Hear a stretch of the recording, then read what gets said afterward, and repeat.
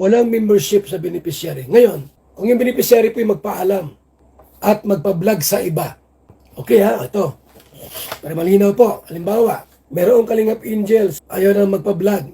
No problem. Huwag din siyang magpa-vlog sa ibang vlogger.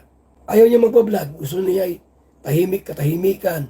Walang gulo, walang ano. So, magsabi siya kay Kalingap Rab, hindi na ako magpa-vlog Kalingap Rab. Gusto ko muna nga ipahinga. Okay, sige. No problem. Walang vlog. Huwag din siyang magpa-vlog sa iba ng mga vlogger. Ngayon, nagpa-vlog. So, magpaalam ng maayos. Ako, Kalingap Rab, Kuya Bal, maalis na ako sa Kalingap. May nagbablog na sa akin. Di umalis ka sa bahay mo. Magpabahay ka doon sa vlogger mo. Naintindihan niyo po? May bagong kang community sinalihan. Binablog ka niya. Mag-request ka ng bahay niya. Umalis ka doon sa bahay mong pinagawa ng Kalingap at yung bagong vlogger, pabahayan ka niya. Yun yung tama. Pagit naman yung bahay pinagawa ng Kalingap tapos may ibang vlogger na binablog ka niya. Kabastusan yun. Anong tawag doon, mga kaibigan? Pambabalahura sa dating tumulong.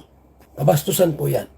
Dapat kung aalis ka sa Kalingap at lumipat ka sa iba na vlogger, dapat babahayan ka niya. At yung bahay na pinagawa ng foundation ng Kalingap, alisan mo. Umalis ka. Gagawin ko yung Kalingap landing pad. Tama yun. Dapat yung vlogger na kumuha sa'yo, bigyan ka ng bagong bahay. At iba-vlog-vlog ka niya. Yun ang dapat.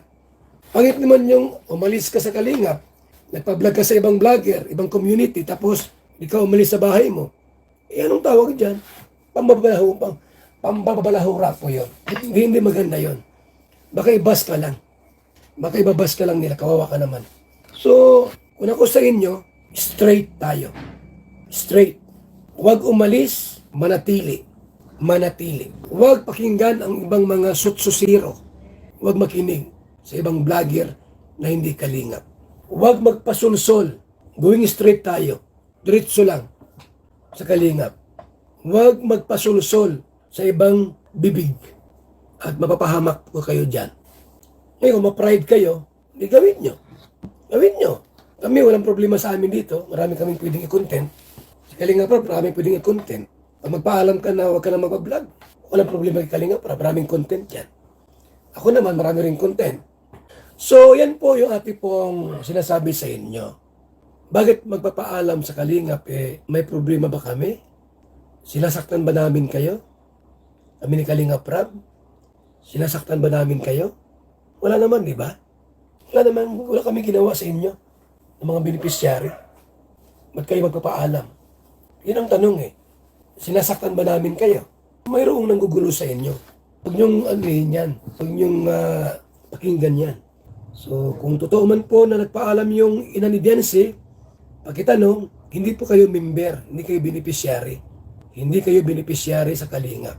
Pakisabi po, kung totoo man na nagpaalam sila, sabihin niyo po, hindi kayo member ng Kalingap, hindi kayo beneficiary, kayo ay nabigyan lang po at naambunan ng beneficiaryng si Dianse.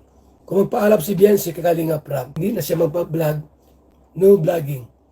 Pag sinabi ng bata na ayaw magpa-vlog, pwede po yon. Pero huwag magpa-vlog sa iba. Huwag lumipat ng ibang community. Ano po? Kasi Kalingap po yon. Kalingap po yan. At kung lilipat siya ng ibang community, magpaalam ng informal kay Kalingap Rab. Magpaalam ng formal po. Kasi yung bahay po na yan, under po ng foundation. Bigay ng foundation sa kanila. At sila lang po titira dyan. Sa bahay po na yan. Basta manatili sila na sa Kalingap. Hindi pwede na umalis sa Kalingap, tapos masisira ang Kalingap, magpa-vlog sa ibang community, hindi bayan sila ng ibang community. Tulungan silang mabahayan sila. Yun.